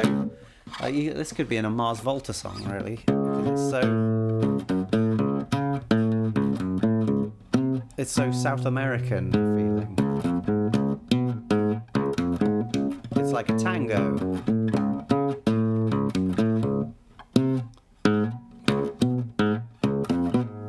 But it's interesting that the drums aren't giving you much extra information other than that. Ba da da, ba ba. Yeah, interesting. It gives it a really off-kilter feel.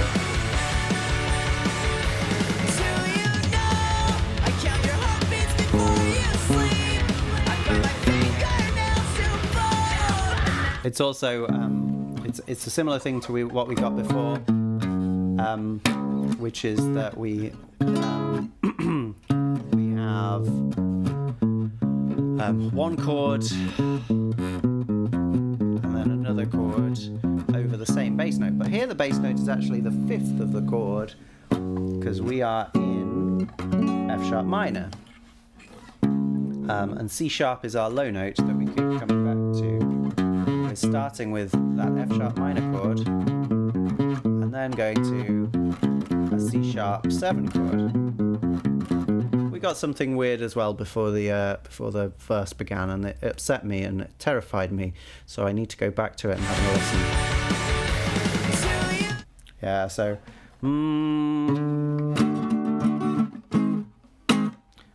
yeah, interesting.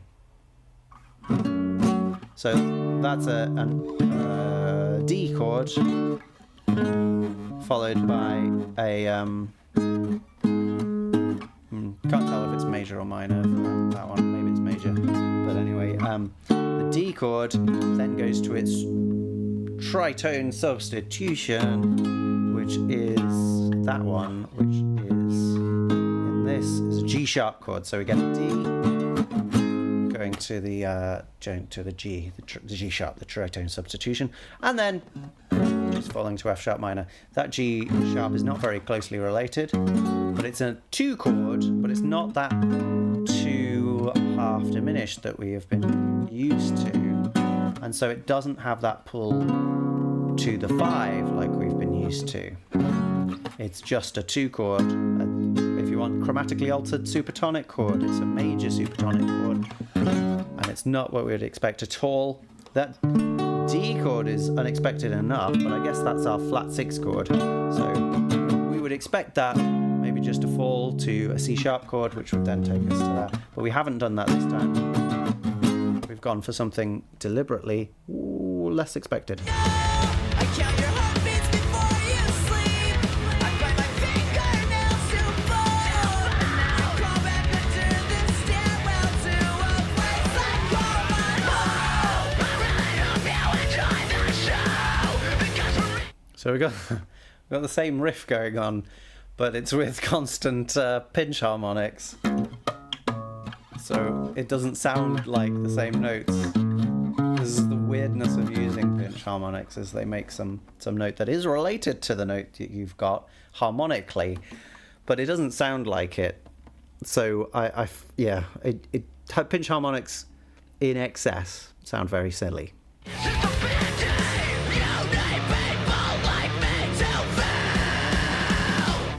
So there we had similar to what we had at the beginning that I went back to, but instead of going to the G sharp here, we keep that D, and then we do go to the C sharp.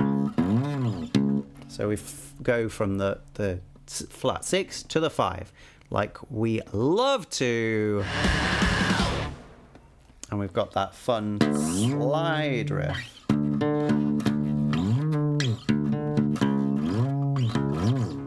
Something like that. maybe we're just having too much fun. So again, we've got back to a sort of where are we? Could be there. We've gone back to the riff being, or the guitar part being, another melody, da da da da da da da da, going on its own. We're just having too much fun.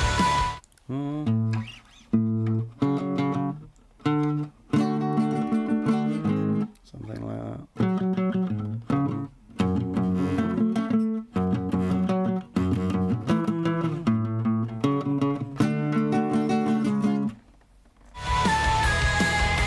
This time we don't get that 5, sorry, we get a flat 7, which is the first time we've used that chord in that context before, which is nice. Maybe you can handle it. Feels more like a natural minor or an alien mode, but not for long, because there we get that again, flat 6 to the 5 with the first inversion to na na na to na na na. Yeah, lovely.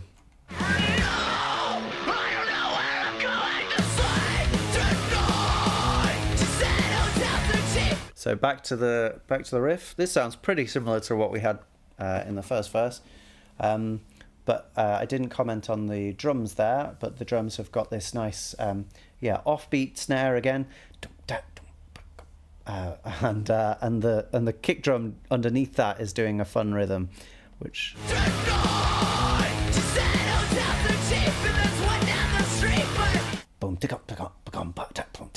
Something like that, which is really propulsive. You know, in another world, that's what the Strokes did in Last Night.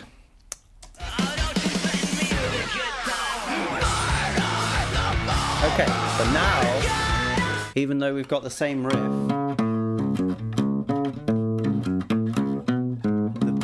the drums underneath are giving a totally different and similarly exciting, but very much slower drum beat, which fills out the space in a very different way.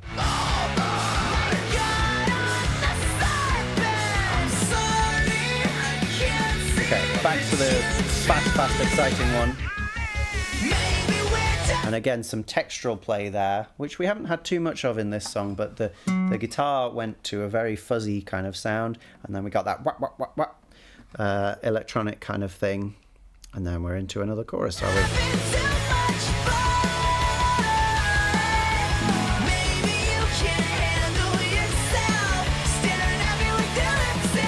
Yeah, so the guitar's going from playing chords to playing one note back to playing chords, which is fun. It's not necessary to just keep these chords going, and so you've added basically an extra line in there just by deciding to stop doing chords when they're established. We've established this F sharp. We don't need to keep going. We don't even need to establish this B flat because we've gone da da da da da da da da da da. That's enough establishing. Maybe we need to establish that E flat. Or it's not even an E flat, is it? It's a D.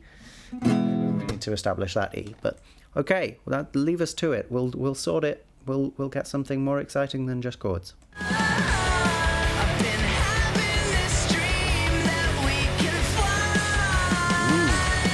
Okay, we've reversed it.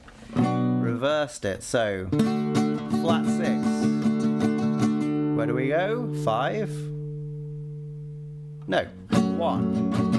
And then we get the 5. And then we're back to the 6. Now that's fun. Going from this 5 to the 6 is really good because we get that. Whoa. Oh, this has such pull.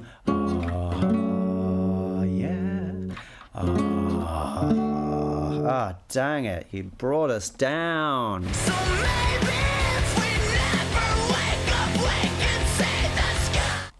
And then, where do we go from this flat 6? No, you're wrong. It's not 1 and it's not 5.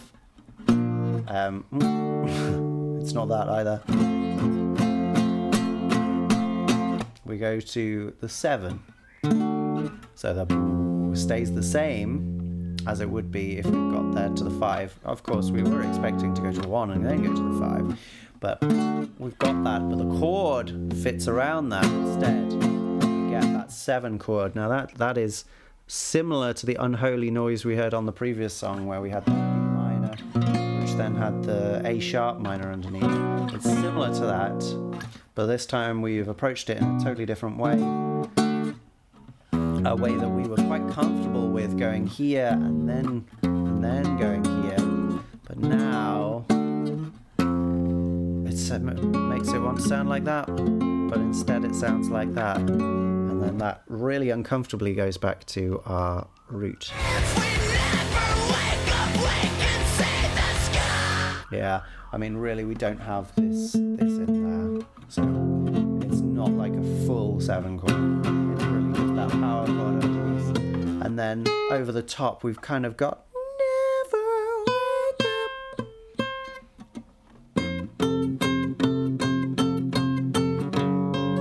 up, which is a better way round for those notes, just being screamed out so that they're almost hidden by all the distortion, so that it doesn't quite feel as worlds away as it would if we just had all those notes present in the guitar.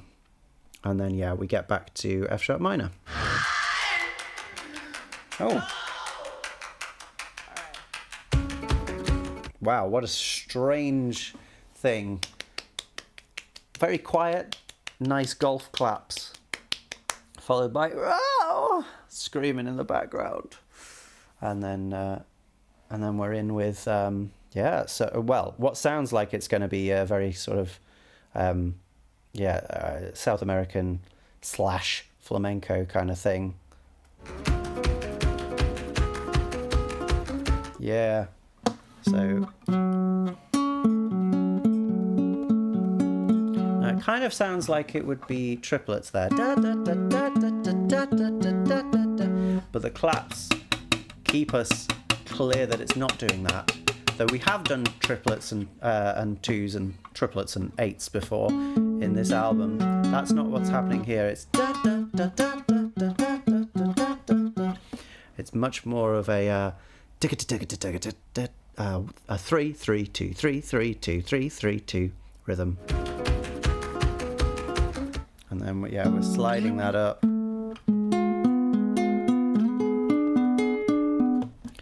That kind of thing.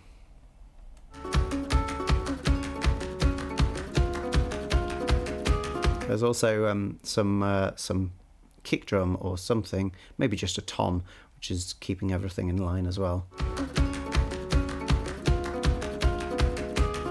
One extra guitar in the left ear.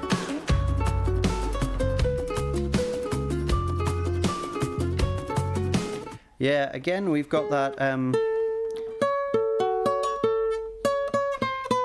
that chromatic passing note that we've got a few times on this album. That's the most interesting melodic thing that we've got on this album, I think.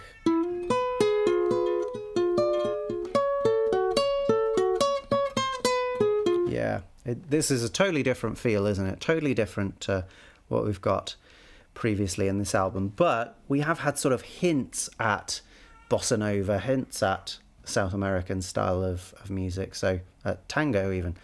So it's not like it was completely unexpected.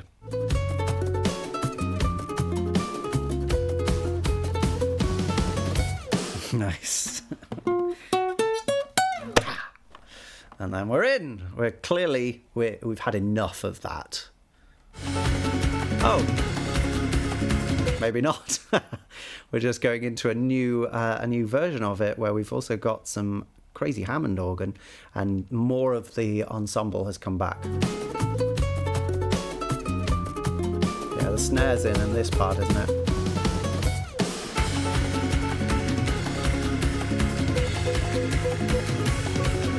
Yeah, fun. So we were da, da, da, da, da, da, but now we're doing da. Well, that's pretty fast.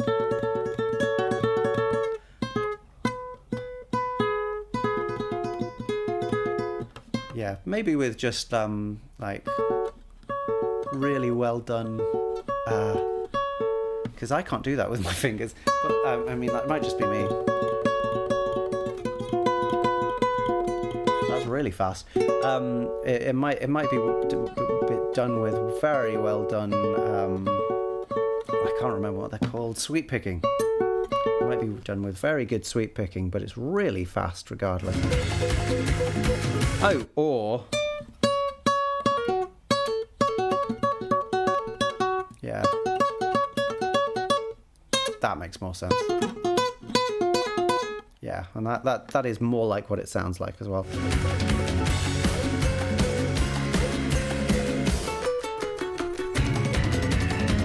Yeah. 5, 4, 3, 2, 1. We've had that again. Yeah.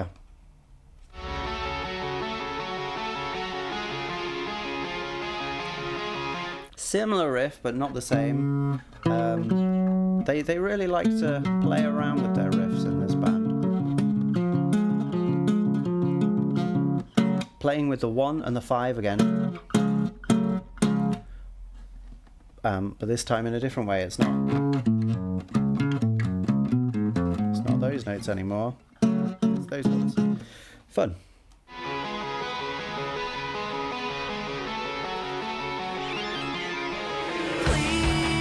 That was a fun line, wasn't it?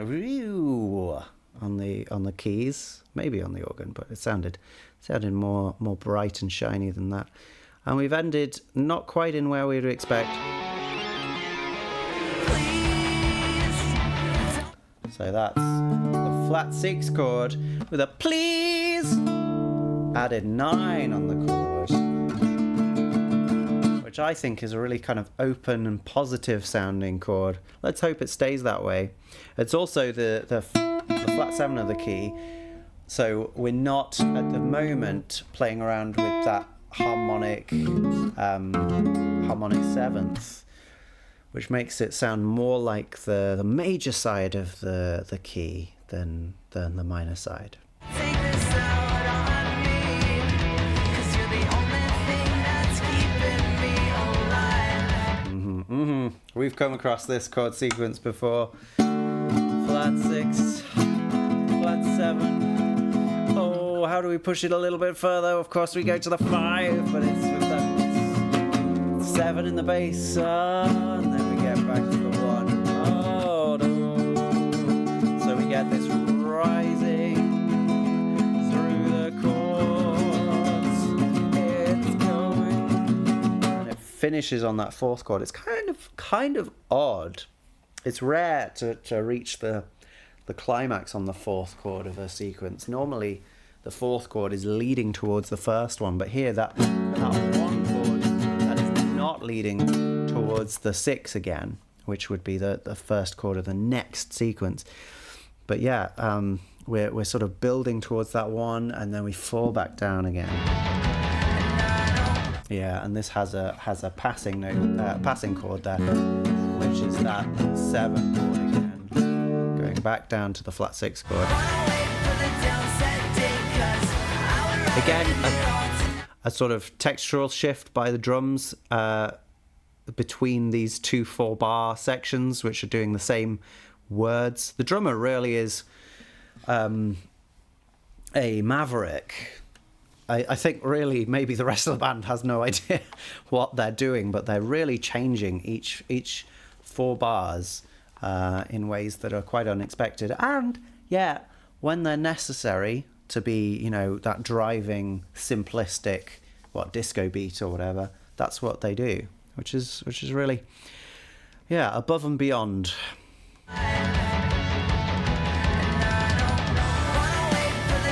Lower melody at the moment, isn't it? I haven't been very interested in the melodies, but that's partly because there's a lot of this scalic kind of stuff going on. So it's not like there are any strong jumps or anything like that most of the time. Lots of scalic melodies moving up and down by step, and that has its own effect, and when you're doing it in thirds and stuff, that feels really strong because both things are moving together and they feel joined really strongly. By itself, it's just not that much to talk about, but it is a feature of this album, a feature maybe of this band, that they have these melodies going up and down like that. Oh, cool, the drummer is the singer's brother. Nice to know. So maybe they have some idea of what's going on. Or maybe that drummer is like, ha, I'm going to ruin all your songs by making them all my songs.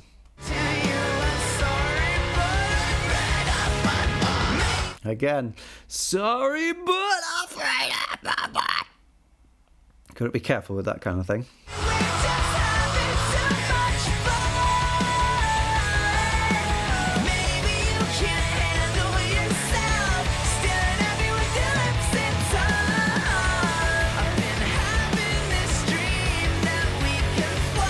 Yeah, that's a good bit of melody, isn't it?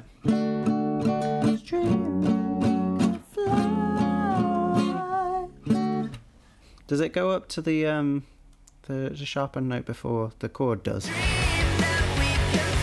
No. Dream that we could fly. It's really nice though. It's nice order of things, and moving in the opposite direction to the bass. That's an old classical technique. I mean, there's probably loads of times that hasn't happened on this album, but I'm picking up on one specific one, cherry picking, in order to make my argument. I hope you forgive me. Okay, now what happened next was the strong 7 chord. Let's see if that happens again this time. No, what happened this time is we went back to the 1 like we expected from the first time. And then we had a brief moment of the 7 before everything gives way. We get another of these sort of textural openings just for a bar, which I said in the first track I did not want to see be made a feature of, But nonetheless, that has happened. And yeah, then we carry on and we're back to the flat 6 chord, presumably for like a double chorus effect.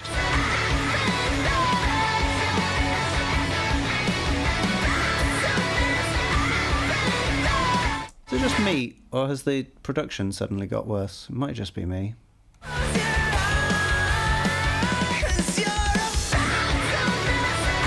Okay.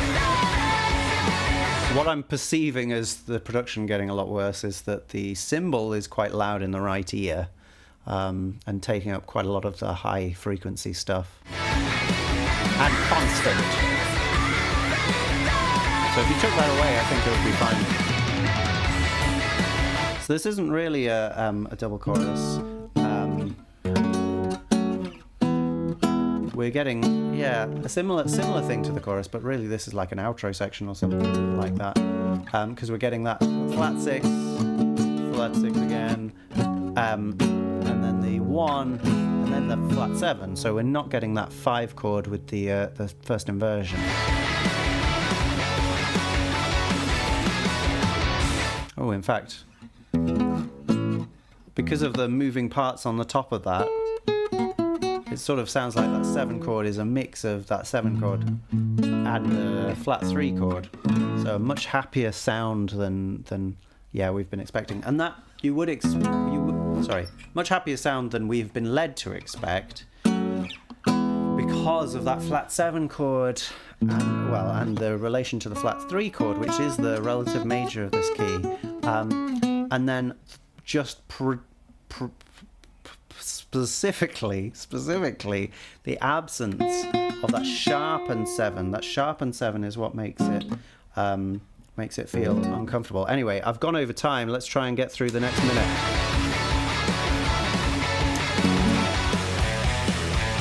Nice. And we've stopped on the flat 6 chord, and we've got a nice twinkly piano melody, very simple melody over the top. We're holding this flat 6 a long time. Okay, but we do have another chord sequence over the top. Yeah, and then fading out. The rare modern day fade out. I guess it's 10 years, 12 years ago, but a rare fade out. Okay. Yeah, and that chord sequence that's over the top is something with a little bit of juiciness in it on guitar, but still going between those flat 6, the 1 and the flat 7 chord.